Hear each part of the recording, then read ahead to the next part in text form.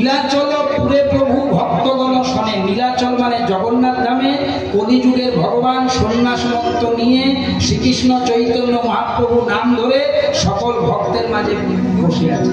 অর্থাৎ প্রভু কি মনে পড়ছে দেখুন, প্রভাস যজ্ঞের কথা প্রভু পড়ে গেল। আমার মনেতে পড়েছে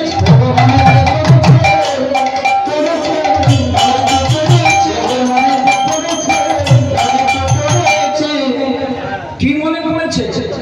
প্রভাস যজ্ঞের কথা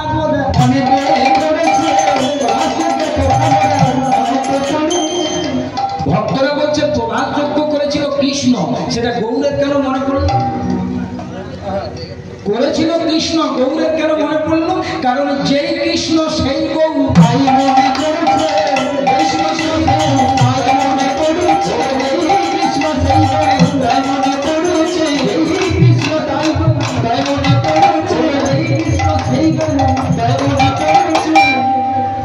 যে কৃষ্ণ সেই গৌর তাই মনে করেছে।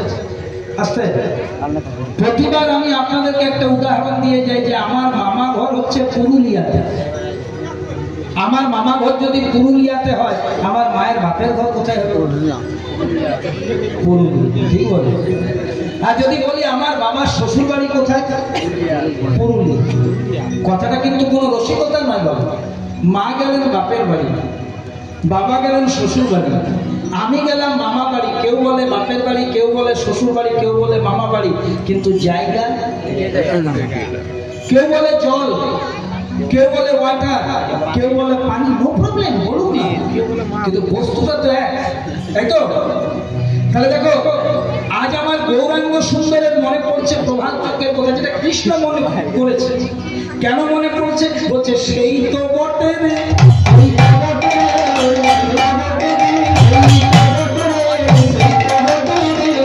কে বটে? সেই কৃষ্ণ সেই সেই কৃষ্ণ সেই একবার